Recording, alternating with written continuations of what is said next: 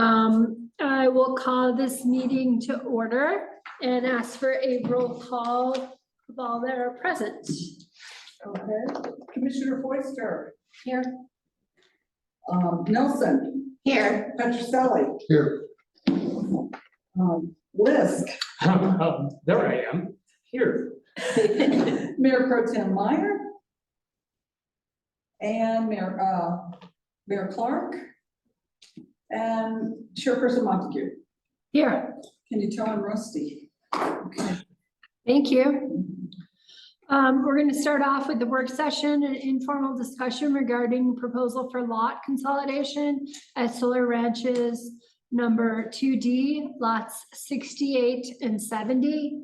And I believe that the applicant, well, it's not actually an applicant, but the owner is here. And TJ can take it from here and give us the background.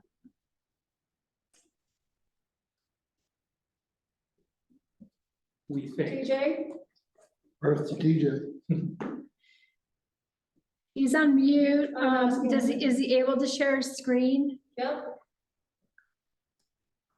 We'll give it a minute. I'm sure he hasn't gone far. Yep, they will share. I'll still unmute.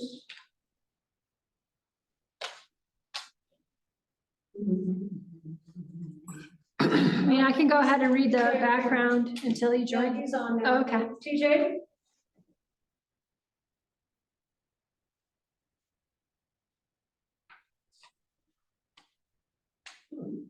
We can't actually hear you. I see you're not on mute anymore, so I'm guessing you're trying to talk.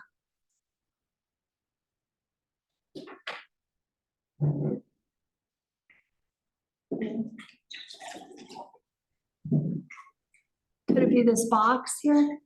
Yeah, it's on. That's the,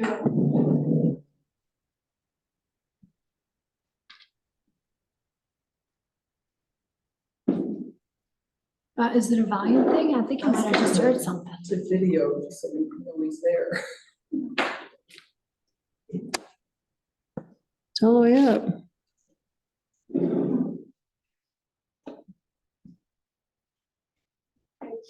Who's our Zoom expert?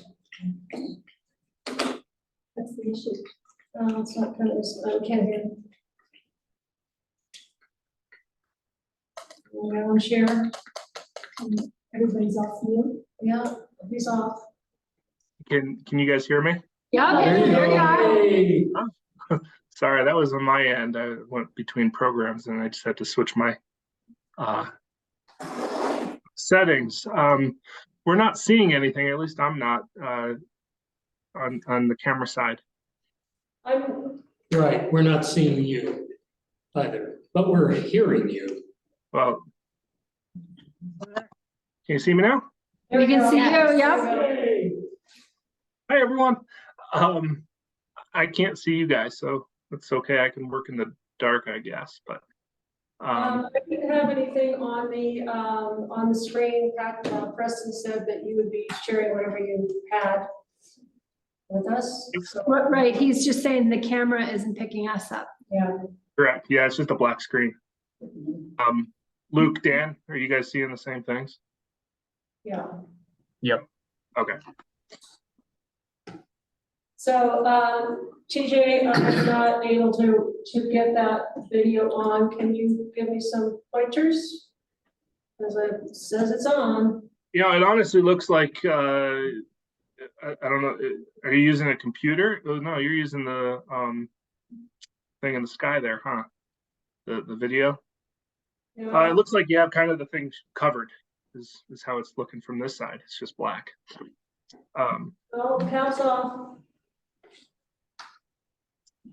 But maybe if you do the little up arrow next to this video, the stop video icon, you can go to video settings and maybe see if there's a different video, a different camera to pull from. I'm not sure. Are you using the iPad? Oh, there it is. Got it. Okay, that was the trick. What? Sorry about that. All good. Yes. Hi. Nice to see everyone. Well, All right. so I guess, Madam Chair, if you want to go ahead and call the meeting to order, we'll, I already did those things, Yeah. sorry. okay. You're on. Oh, I'm on to what? Wait, are we on? Hang on, I'll just back up and do it again, so you're not left in the dark. I already called the meeting to order. We did a roll call. And then I opened with the work session for an informal discussion regarding proposal for lot consolidation at Solar Ranches number 2D, lots 68 through 70, and the owner is here. Yeah, I mean, I'll just turn that over to Pat there. Maybe I'll just give I'll start with just a little bit of background that Preston and I met with him last week, maybe it was a bit earlier than that, to talk about what he wants to present here, basically 3 properties. And I do have just a little slideshow. Let me Well, all right. there. Oh. Okay, let's get back to that. A There. rough start here, folks. Stick with us. We got this.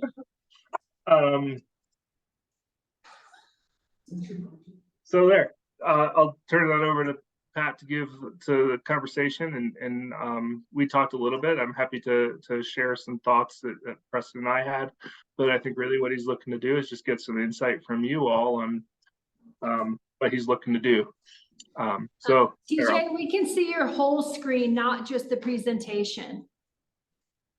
So the toolbar and the slides on the side. yeah, I think that's okay, because yeah, it's just the PowerPoint though. You can't see all of them. Well, I won't go there. Right, is that okay? Yep. Yes. Yeah, Yes. good enough. Okay. So yeah, now I'll go ahead and turn that over to Pat to chat. Hi there. Hello, welcome. Thank you. It's a pleasure to be here. Deb's with me. Hi, Deb. Deb and I are fortunate to own 3 lots contiguous in Solar Ranch, with our home on lot 69, and we own lots 68 and 70 on each side. We have plans someday down the road, or it's always been our dream that someday our kids would build houses on those adjacent lots. It's more of a fantasy probably than the reality, but that's kind of where we're headed. And it particularly seems likely that the lot, which is downhill, which is lot 70, which is the lot to your right, would be the first of that. And the lot uphill of us works really well. Both lots work really well. I think the whole community enjoys in some ways that they're still vacant. And as you know, this last year, we had a reassessment countywide on our property values. And not only, just like everybody else, that our property values shoot up, but at the same time, we got hit with a double whammy that for all the years we've owned those 3 lots, we actually acquired the one on the left, number 68, I don't know, probably over 10 years ago, and then maybe 4 or 5 years ago, we were able to acquire the down there. And the county assessor has been kind enough to assess up until this year all our 2 vacant lots as accessories to our residential. So we had residential tax status from the county for those 2 lots.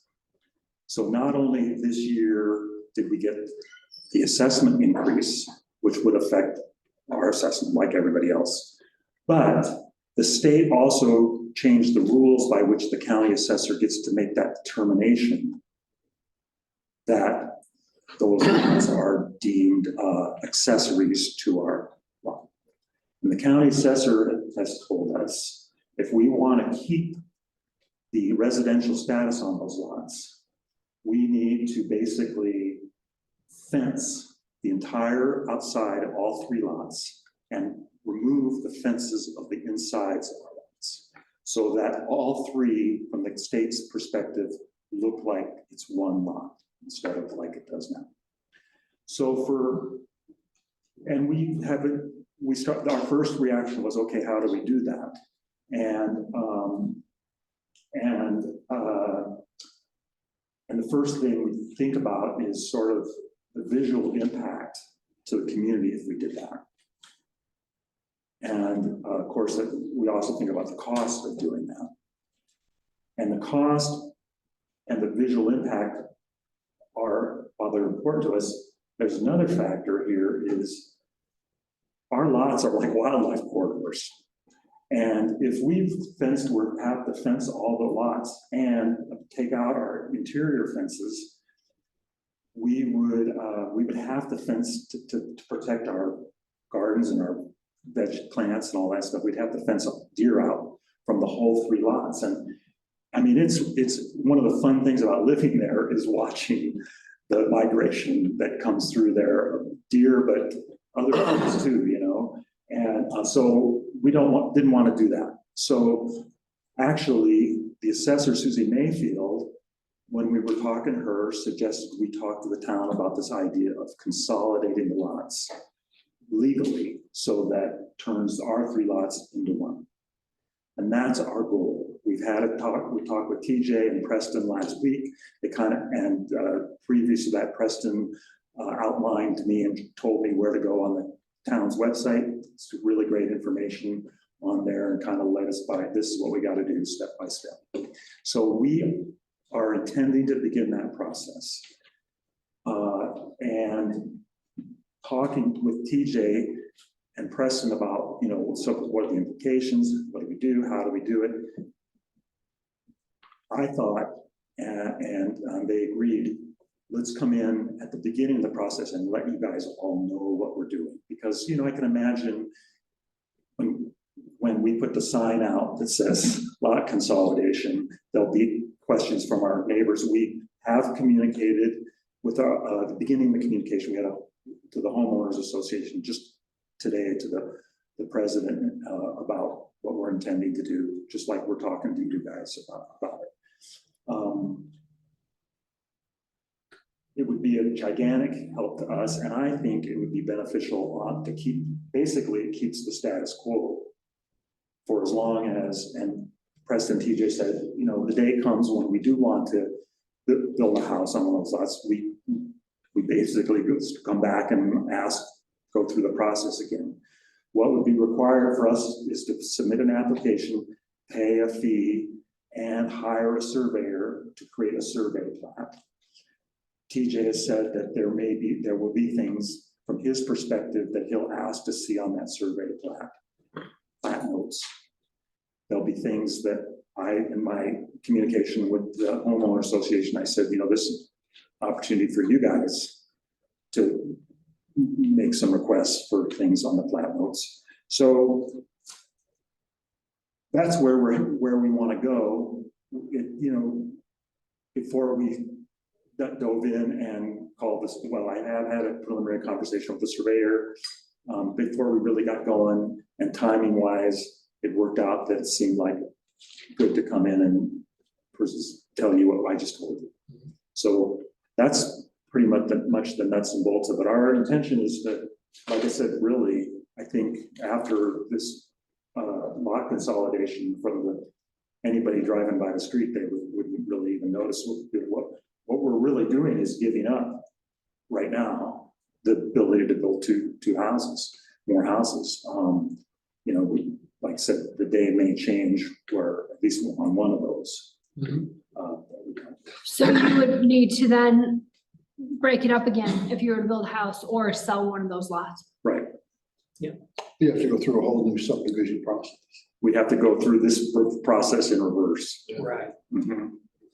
Do you still need to put the fence up if you consolidate the lots? I'm sorry. Do you still have to put the fence around all of them? No, that's, I mean, as far as, unless TJ thinks differently, we would not have to do that. Does the assessor, or, you know, when it gets resurveyed, because you still need a fence around your garden and your vegetables and stuff, does that affect your ability to call it one space? Well, you know, yeah, I'm sure, you know, we thought about this, right? And I'm sure that we could figure it out in a way that would work for Susie, but I don't think it works for the neighborhood to do that. I mean, besides, yes, we could fence individual trees, plants, we did, but some of our existing fencing now kind of creates an ambiance. It kind of gives us a little bit of sense of privacy to us from the street. And, you know, I think from the street, it also creates a nicer look for the neighborhood. You know, that only shows the shot. But if you were coming up the street from the east, up Sabeda, it's, you know, you're climbing a little bit of a hill, and right now we have fences that are that screen the house and you know, kind of keep, I don't know, it gives it a look, I think, that works for the neighborhood, that I think would be. So it's right on the edge of Dana's open space, it's right on the south side as well, so it's a view out there. Yeah. I have a question for TJ. Is there anything that you could foresee happening where they wouldn't be able to subdivide it again? Not necessarily. We haven't looked at lot size or anything like that to see if, you know, it could subdivide into 3 lots. You know, it would basically be the minimum lot size for the zone district. This does also have a PUD. We haven't, in the conversations that Preston and I have had with Pat, have not looked at the PUD to see if there are anything that might impact, you know, that ability there either. But no, I mean, I don't necessarily foresee, especially kind of the direction that the town is going, right? Some smaller lots across the board. I don't necessarily see anything that would prevent it from occurring in the future. But again, we can't really be looking too far ahead like that, right? We need to be looking at the action that's going to be requested. So I guess it's a risk that we are willing to take. Yeah, and that's something that I was gonna point out, is that you are taking the chance that for whatever reason, you know, our municipal standards change. Yeah, It's hard Or for the me to HOA imagine that change. happening. yeah, or the HOA. HOA, yeah. if the HOA changes, that would be my concern. It's their, Well, uh, I think it's a risk we're willing to take. I can't imagine those circumstances. I can't be in that. There's a like, I don't know, Jack, you probably might remember, there's probably 70 lots, you know, 80 lots that size, or at least 80 lots. Those are real valuable lots. Yeah. And they're Well, I real think there's nice like lots. 100, I think actually there's 110 I think it's 100, lots. 110, I think. in. But some of them are multifamily, so it's Right. single family, I think. Right. 70 or 80. And some of them are different sizes, but Yeah, is the one That's- to the west a little bit bigger? No, those 3 should be about the same size. yeah. The next one up, Lupitas, is gonna be bigger, but I think Yes. those 3 are about the same. right, because our 2 lots and all the lots down the hill towards the corner of Sabeda and Sabeda. Yeah. Are the same, that quarter-acre size. Essentially, they're like 75 by 150. I think they're 10,000 square feet. Yeah. But yeah, and then as you go up the hill to, as you're looking at it to the west or to the left, that's the beginning of the larger lots. Yeah. And so much. And I'll just, you know, the lot on the left, lot number 68. we've been scratching our heads since we bought it about, when we do develop it, if we do, it has some challenges. It's on a hillside above and raised up higher than the roadbed. And we would have to do some engineering to create a driveway to get up. It's not a big embankment, but it's a steep embankment, and it has a drainage at the base of it that makes it even round. So you can't take a truck and go straight up right now up what would be the eventual driveway. And where it sits, and became apparent to us after we bought it, because of the traffic that is coming to that corner and turning and going east at night, those lights shine full on onto that lot. We don't get hardly any of that at our house down the lot, but I think it's maybe, God, start a conflict. How, if you lived there, would you shield that? And then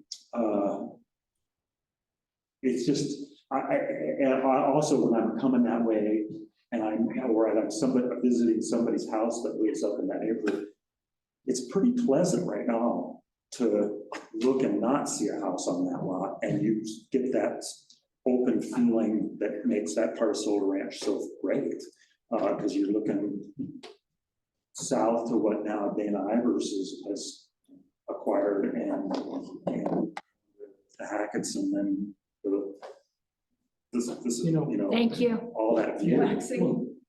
Yeah, we'll make sure that Orion and Samantha don't hear any of this, because what do you mean I get 68?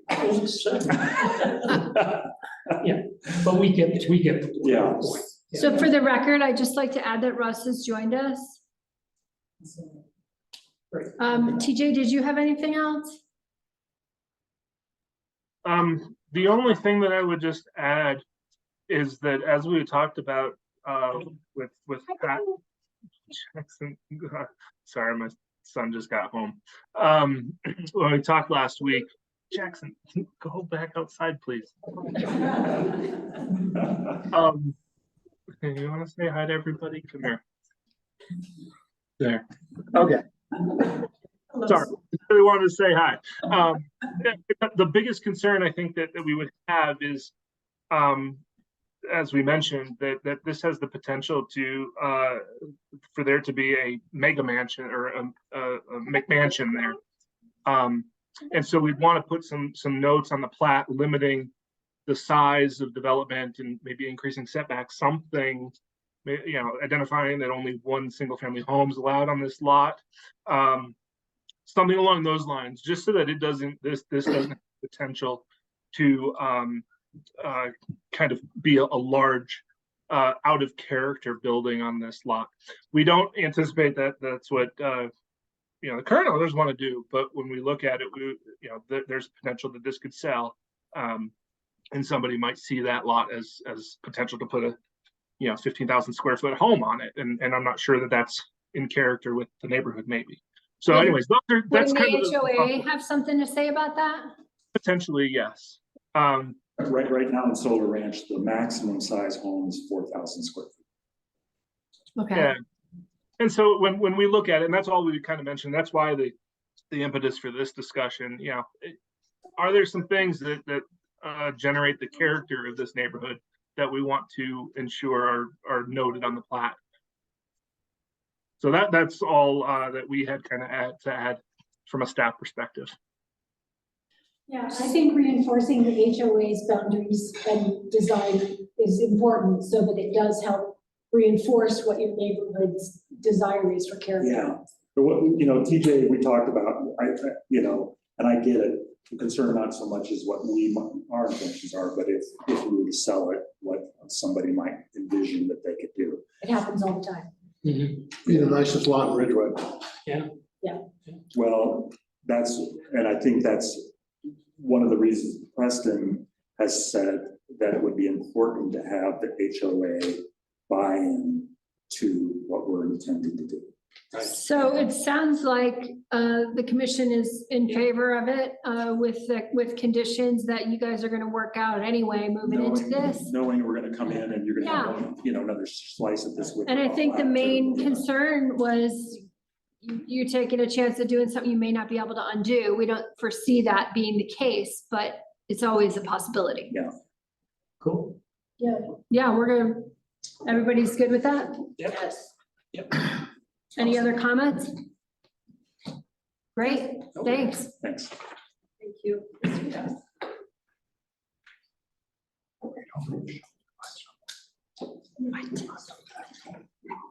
Yes.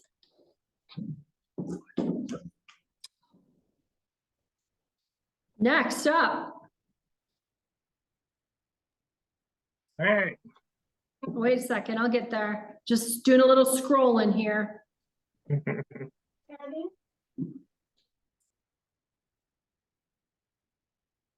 the hell? A lot of stuff in here. I'm in rural homes already. Where did it switch?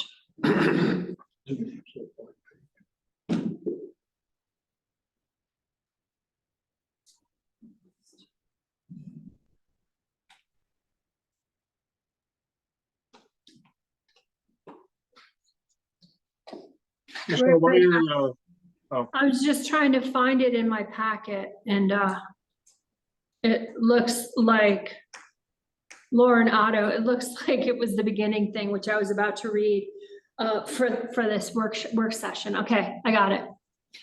So the next item is a request for a final plat for subdivision and final planned unit development, PUD, lots 1 through 12, block 30, north of and adjacent to Frederick, east of and adjacent to North Laura, south of and adjacent to Otto. Historic residential, it was vacant.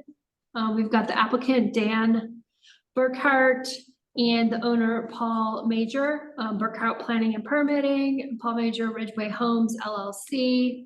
And I will let TJ take it from there. I think everyone knows what we're talking about here. Yes. Great. TJ, you're up. excellent. Okay, are you seeing the full screen here? Yes, Yes. thank you. Cool. So, if you may, Madam Chair, give me just a little bit of leeway before we start. I just want to introduce Luke Kerr, who's one of our. You probably see him on the screens there, and he's with us. He's one of our newest planners, and I invited him to just sit in and listen to how things go in Ridgway. So, just wanted to give him a quick nod. So assuming we'll be seeing more of him? If we Potentially, don't scare him off tonight? that's right. That's Okay. right. Welcome, Or if Lynn. you scare me off. So yeah, with that, I'll go ahead and get going on this, and I'll also preface the whole thing that I'm kind of giving some leeway and making the assumption that there's some good understanding of this project, since it's been kind of through the process a few times. So if there's more stuff that we want to go through, by all means, stop me and we'll talk through it, but I'm going to try to go through relatively quickly and turn it on over to the applicant. So this is a hearing. So, here's the general process for this evening. If anyone wants to talk about, provide public comment, there'll be opportunity. We're going to start here with staff report. So as mentioned, some background, Paul Major with the Ridgway Homes LLC is the owner. The applicant is Dan Burkhart, who is here on Zoom. I'm sure he's got a presentation to share. As mentioned, it's lots 1 through 12, block 30 in town there, kind of on the northwest corner ish. And just to remind everybody, the sketch plan was approved back in May of last year.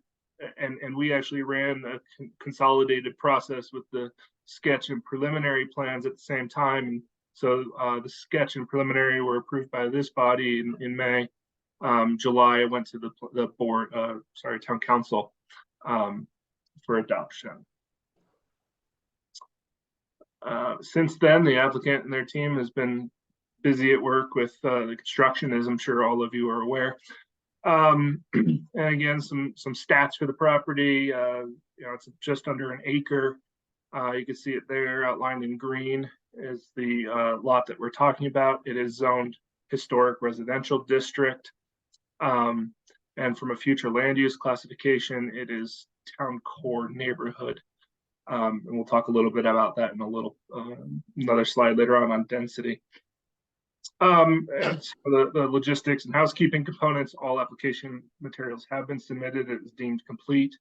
And notification or public hearing notification has been completed as required, and no public comment to our knowledge has been received.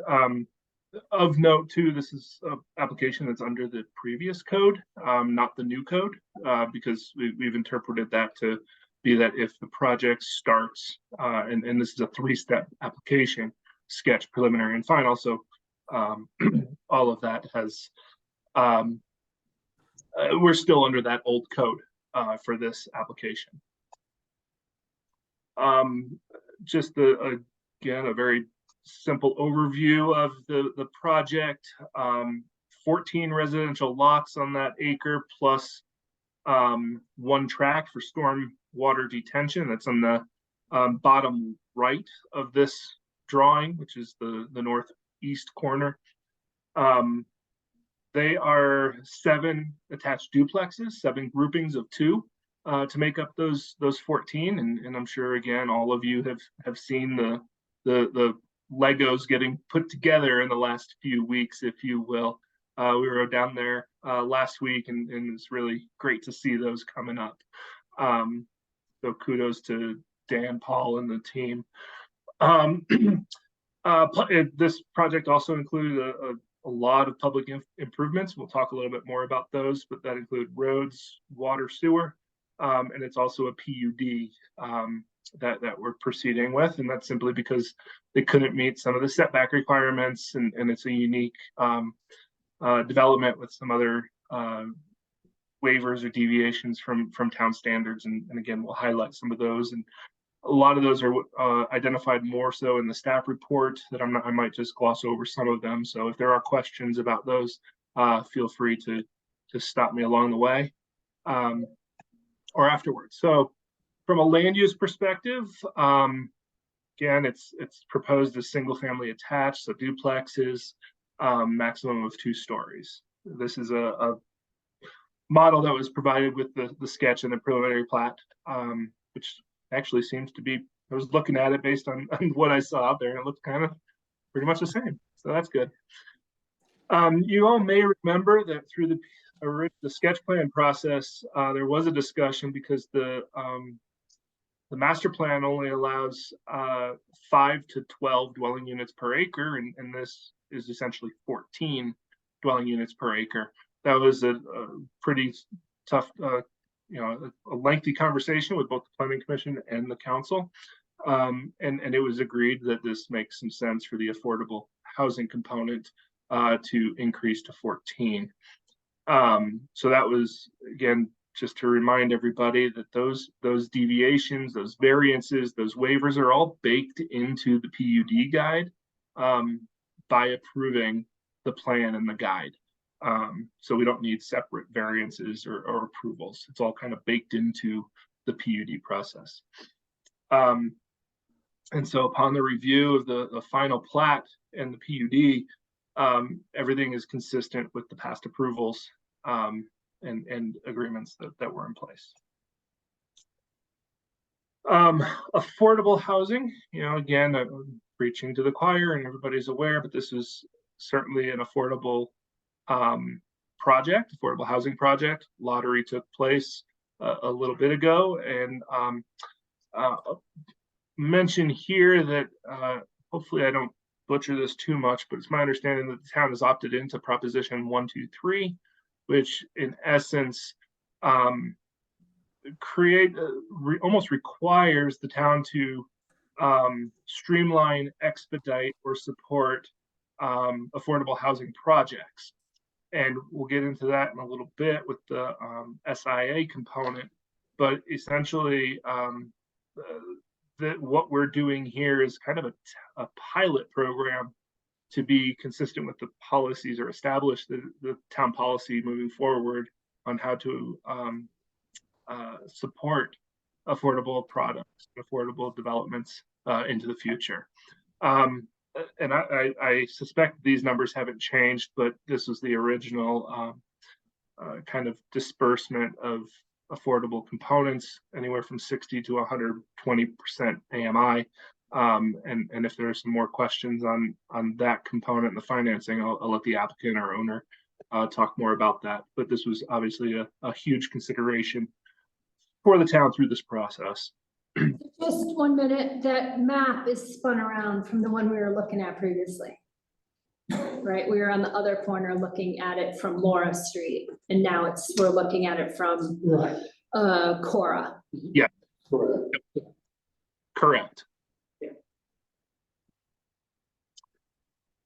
And so as far as the dimensional standards, this is, again, the PUD allows those either larger lot coverage, smaller lots, things like that.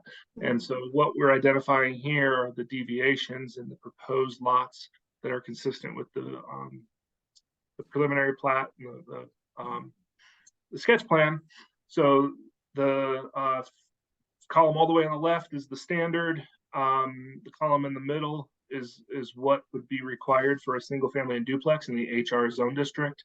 And the column on the right are the lots that deviate from those standards, again, that are essentially baked into the PUD guide by adopting this. And the big ones there's some smaller lots that does allow for the more affordable compact development. Lot width, they're all pretty much meeting that with the exception of one lot. Front setbacks are reduced on some of the lots. And then the side setbacks, especially in what's referred to as the party wall property line, right, where the two units are connected, would typically require a 3-foot setback, and we're moving to 0 foot for those internal lots through the PUD. Just a side note that now with the new code update, that wouldn't be applicable because we have a townhome duplex type lot that allows that into the process.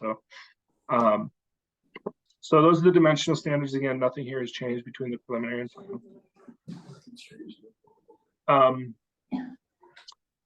So access and parking. So first, Well, access. we've already approved this PUD, right? We've approved the preliminary.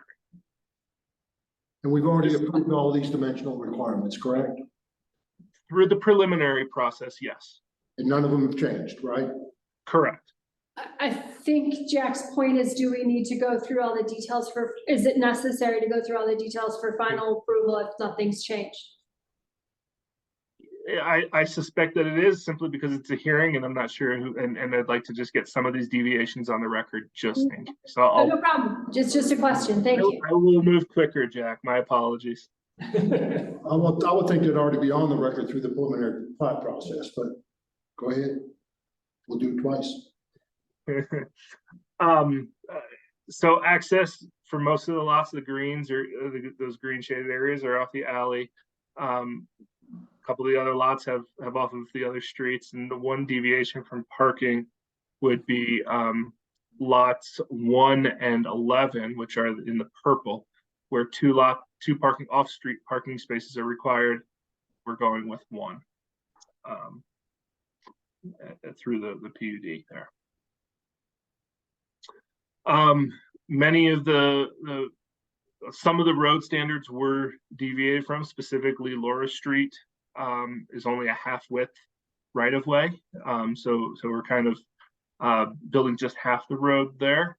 That will be a 20-foot gravel street plus attached sidewalks. All streets will be gravel, right? These are all deviations or waivers that were approved. And then the alley will be 16 feet, which is less than the required 20 feet as well. The thing let's see here. I'll go to this. Water and sewer main extensions. Again, 3 of these roads were not built, and the applicant developer had to build all of them. So that include water and sewer extensions. You may remember too that the town was able to obtain a $750,000 grant to support this project and support the public improvements for the project as well. So with all of that, staff does recommend that the Planning Commission approve the final plat and the PUD with the following conditions. One, an executed Mylar of the final plat be submitted to the town for final execution and recording with the Ridgway County Clerk and Recorder, and that's simply because it's a requirement of the final plat, and we don't have it yet. Two, a subdivision improvement agreement be approved by town council. And three, all comments in the staff review letter dated August 25th be adequately addressed prior to recording the final plat with the Ridgway County Clerk and Recorder. I guess one thing I failed to mention in the previous slide is the typical town process is that all as-built, all public improvements be completed prior to submittal of final plat. Because of the SIA and what I mentioned before, Proposition 123, we're really striving to expedite that process and allowing more public improvements than normal to be bonded through the SIA. In this particular case, we felt it was simpler to just include all public improvements under the SIA, and that's how we're proceeding. So at this point, no public improvements have been accepted by the town. They're all covered by the SIA, and that's part of that policy that we were talking about for Proposition 123. So with that, I will be done. And happy to answer any questions that you all might have. If not, we can turn it on over to Dan maybe or Paul for a presentation on their part. Thank you, TJ. And just for the commission, just to make the point that the reason that they're allowed to do, there's a lot of these exceptions is of course that it's affordable housing. You know, a normal developer coming in here with an open market project wouldn't be allowed to change the process like this. So we were doing whatever we could to help make this happen. I'll turn it over to the applicant. Well, first, thank you very, very much. TJ, and as TJ mentioned, Dan Burkhardt is joining us. Just very briefly, first of all, thanks, because the town has been very supportive of this project financially, working with us hand in hand through, frankly, a very accelerated construction process. So there's always issues that come up in construction, and the town has been there lockstep with us. Just to give you a very quick update, I'm not going to talk about the what's in front of you, but We have time. You can go on. well, You don't have to be quick. I just, just to know how the process is all moving. For instance, last night we had an exception hearing. So the council acts as the housing board now for the town of Ridgway, and they had an exception for one of the applicants or one of the people that want to buy a home, and the exception was about they actually live and work outside the Ridgway School District. So this is just all part of this process, basically building an affordable housing project, managing the deed restrictions that go with it so it stays affordable and you put qualified people in there, and ultimately finishing the project and having people move in. We think we have one house left out of 14, so we think 13 are under contract. So that exception was approved last The night? exception was approved last night. What if I bought one of those, what if I qualified and I bought one of those homes and I lost my job in Ridgway and I took a job in Telluride? All of that is really allowed, that's an exception. And it could be an administrative exception. So there's some leeway that the housing committee can give to our administrator, or they can hear that exception. So, but generally, I think the general idea is somebody loses their job, they frankly have a large grace period to find another job. But the fact is things are going to change. And, that's why we have this housing committee to sit, frankly, to make these kinds of judgment calls. Thank you. Yeah. So the road, sewer, sidewalks, curb and gutter, they're all under construction. You've probably seen them if you've been able to go by. We're doing the porches right now, all the mechanical, finishing up all the mechanical inside of the houses. We think we'll be done by October 15th for COs on October 15th. We hope to be in front of the town council on October 11th to ask for the final plat approval. The final plat and PUD approval, which will allow us to immediately issue COs and have the homeowners that have purchased these houses move in. So the goal is to get everybody moved in by the middle of October. And as part of that, obviously this process is critical to get approval from the planning commission on the final preliminary plat and PUD, and then get a final approval from the town council on October 11th.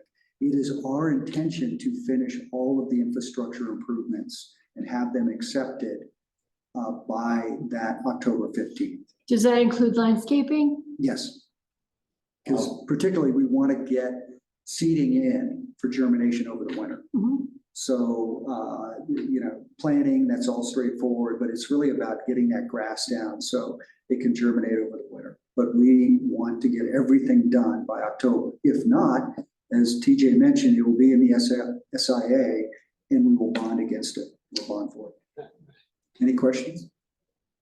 I have a couple, just because I know I'll get asked, what was the exception so I can speak intelligently? The exception was this individual lives in Placerville and works in Telluride.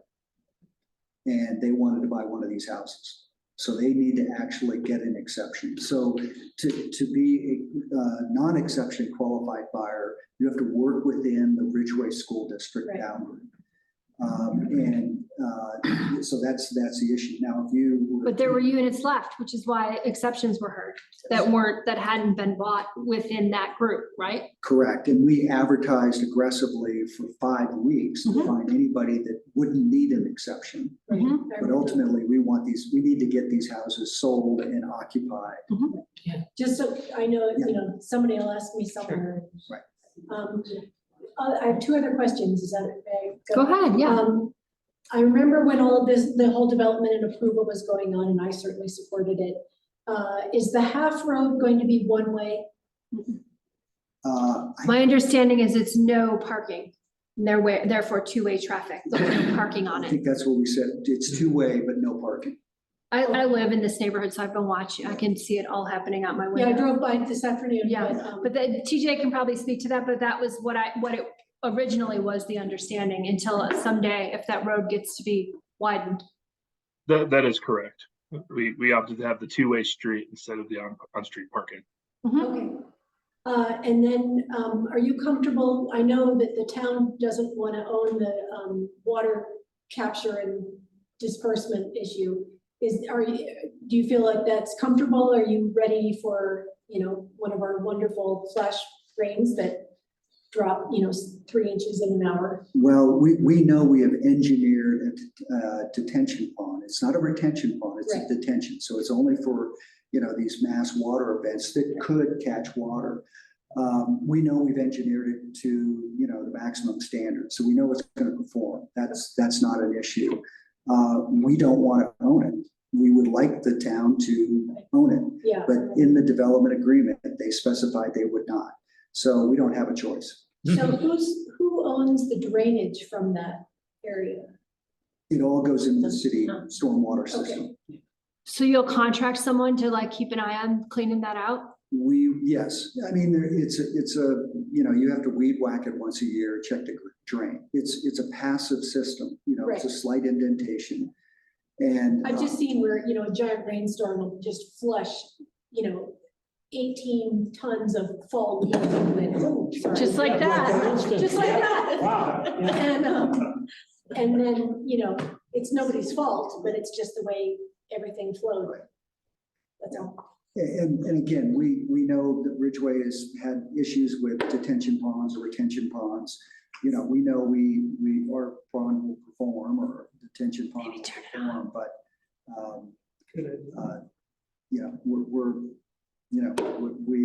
it's part of the agreement with the town and we have to accept their conditions. No, I appreciate that. I just wanted to make sure everybody was I mean, yeah, we've all had to deal with drain issues wherever we live, here or anywhere else.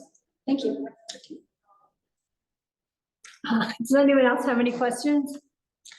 I just want to say I'm really excited about this, and I'm so excited to see how fast this is going through the system, and that you guys can get these houses up and running for the people that need them. And that SIA seems, I mean, since everything's in place, everything seems the same as you guys had started with.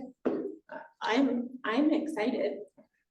Well, thank you. I mean, we're excited because it is sort of a demonstration. Can you build quicker? Yeah, Can you do, higher density and meet, the aesthetic of the town and then all of those requirements? So there's a lot to learn here. And ultimately, it's going to be about, new homeowners. But you also got in with Fading West early on, right? Now I hear they're a few years out, so different, Their prices have gone up and they're a few years out, right? but there'll be other factories. Uh-huh. And then there's this 1, 2, 3, which I'll have to learn more about, which hopefully helps move things forward. Yes. Can I ask one more question since you're here? I thought that at the beginning there, you guys were gonna be able to arrange financing for some of these. Did that happen? Yeah, I didn't mention that. So right now, the buyers, the average AMI is 80% AMI. So what I've seen on the lending, which is what you're asking about, people getting the mortgages, the average household income is 80% AMI, which is extraordinary because, we're getting people in $450,000 houses. Because you had up to 120 AMI? It can go up to 120 AMI. So to answer your question, the mortgage products that we have through our preferred lender can go down to 2.5% fixed 30-year mortgage plus a $25,000 down payment assistance. So that just allows them a lot more buying power. It's incredible, because that's what's closing a lot of people out these days is and did anything move forward with the state doing some financing that was talked about at that seminar? The state providing financing for housing? They have not provided any kind of mortgage product. So they do the down payment assistance. Okay. They provide a whole bunch of support, obviously, in construction, with pre-construction, but not in the actual home buyer mortgage. Right now, you go to a commercial lender, community bank, Jaffa. There's some really good products like the USDA 504 loan. But those are really hard to get. So the short answer is the state has not taken on mortgage lending. And how are you able to get banks to give you this low interest rate? Well, we only have one preferred lender. And it's the reason they're doing it is they're a mission-driven bank. So they're a CDFI bank. So a CDFI is a Community Financial Development Institute, which is certified by the federal government, by the U.S. Treasury. And so as a CDFI bank, your mission is to lend in lower income and distressed communities. Not that Ridgway is either, but a household at 80% and below AMI qualifies for that. That's great, thank you. Yeah, I have friends and staff who are teachers and staff at the schools. They're just thrilled to finally be able to live here. It's just wonderful. Any other questions? Did the lady who got approved last night, did she meet all the other criteria other than not being in the school district? Yes. So, for us, what's important is she has a pre-qualification on her mortgage, because we don't want to approve somebody, go through that exercise and not have them with the financial ability to actually buy the house. But she met the income. She meets all the income, the work requirements, all of that. And which seems to make perfect sense that would be allowable, because like I said, with the scenario of, okay, you qualify now, but you lose your job, it doesn't seem like you should then be limited as to where you can work. I mean, I guess so that would be another follow-up question is if you start making more money and now you make more than 80%, you're at 125. Yeah, pretty much. You have to sell your house? So once you're in on your income, you're in. Okay, if you make the asset qualification is you can't have more than 3 times the value of your home.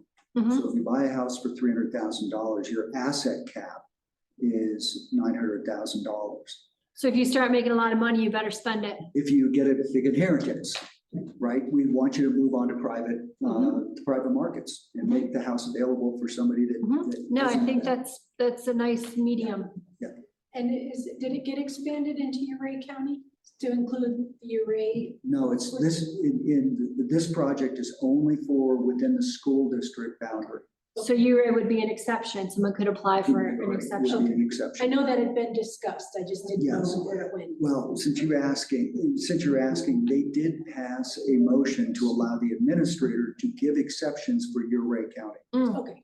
and actually for San Miguel County.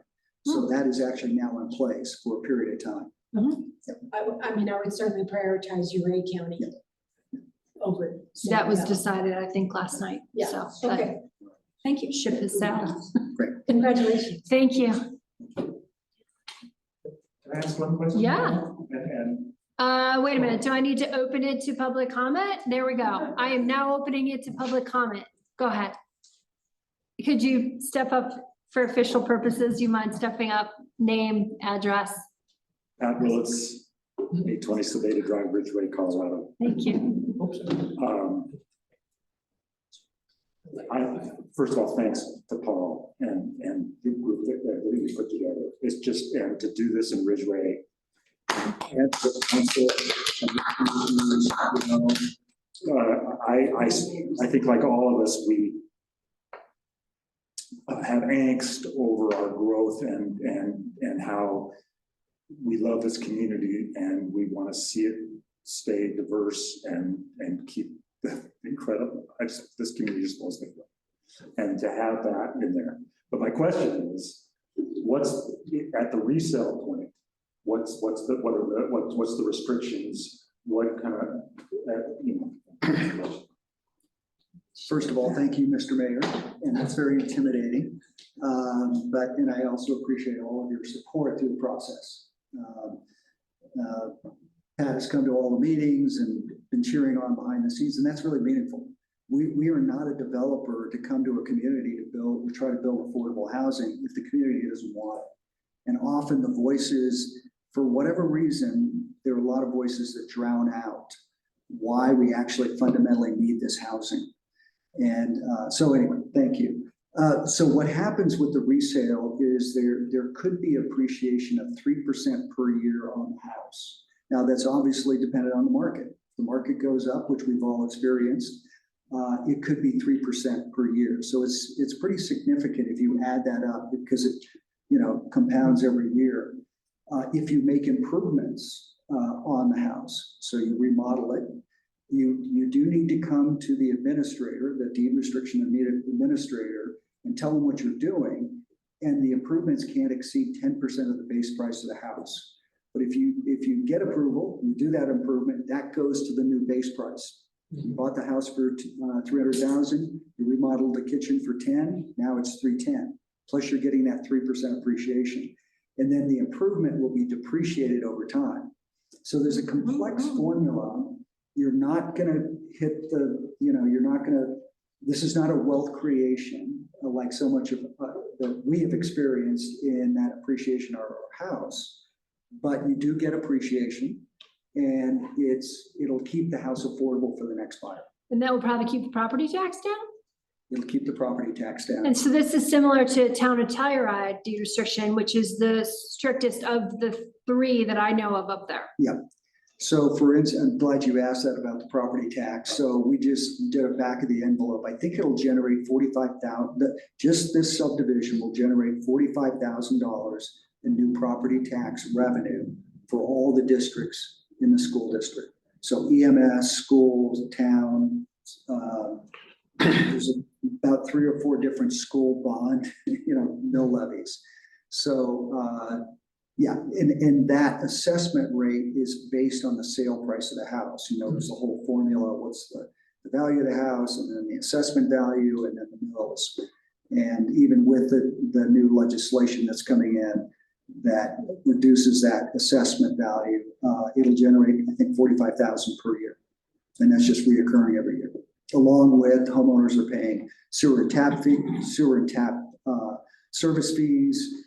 They're, they're obviously spending their paycheck here in sales tax. There'll be new kids into the school district, things like that.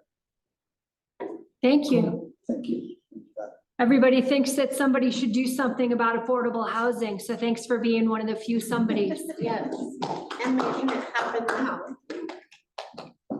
I think that I am ready for a motion.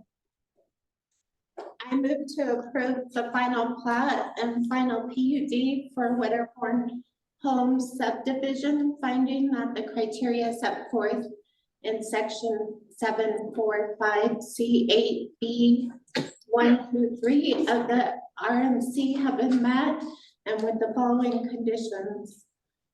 The SIA will be approved by the town council. 2, an executed Mylar of the final plat be submitted by the applicant to the town for final execution and recording with the Ridgway County Clerk and Recorder.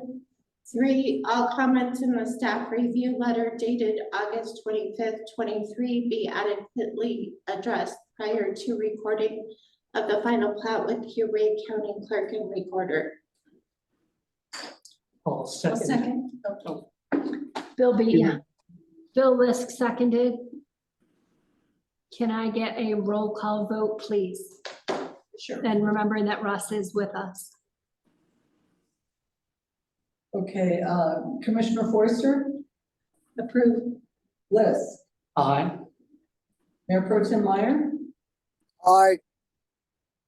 Commissioner Nelson, Aye.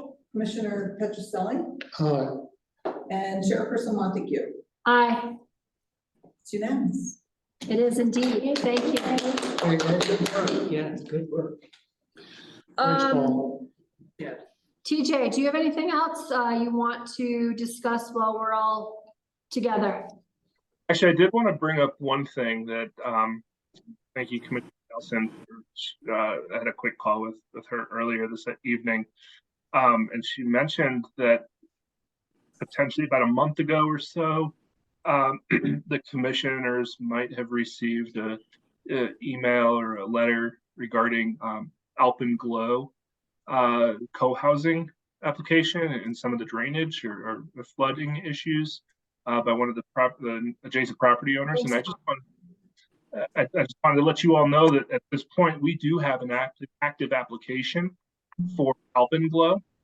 We're working through the completeness review, and that'll be coming to you all in a hearing. So at this point, that would be a quasi-judicial hearing or application. So any communication outside of the hearing would be ex parte. And so that's a big no now. So I don't think anybody has done that, but since it was brought up this afternoon, I just wanted to mention that this evening. And so if anyone does get any calls or inquiries or conversations on the street from any residents or neighbors, feel free to say, sorry, I can't talk to you. Send them to staff, either myself or Preston, and we'd be happy to talk to them. But at this point, it is an active application, so please don't speak about it outside of the meeting, the hearing. But did Jennifer actually receive something? I got an email from, Shouldn't that be submitted then for the record for the applicant? I think, I didn't get anything. I didn't hear you. no, No, I haven't received anything either. I'm sorry, what was that, Ross? He I have must not received anything. Okay. It was a really long time ago. I mean, I remember seeing it too and whatnot. So again, anything that it is a property owner that we're working with on a regular basis between this project, Alpenglow, and it also has an impact on Iron Rail, kind of at the south end of Liddell. So again, those are active, and if you do hear anything, just please don't have those conversations. Great, thanks. thank you. Just for now, the letter was sent out July 29th to town staff. It was a letter to town staff. Huh. Okay. Anything else, TJ? No? Luke, thanks for joining us. We've got some approval of minutes, so I believe I need 3 separate motions. We'll err on the side of caution on that and do 3 separate motions for that. Does anyone want to make a motion for April 4th? So, motion. You move. Yes, thank you. I Two- second that. All those in favor? Aye. Russ, you in favor? Motion passes unanimously. Everyone present voted for it. How about a motion for April 25th? So moved. Thank you. I second it. All those in favor? Aye. Aye. Motion has passed Aye. unanimously. Thank you, Russ. And one more motion for June 27th. To approve. Second. I abstain. Thank you. Anyone who's not there should abstain. And all those in favor with Jennifer abstaining. Aye. Aye. Thank you, Russ. Without further ado, unless anyone has anything, this meeting is adjourned. Thanks.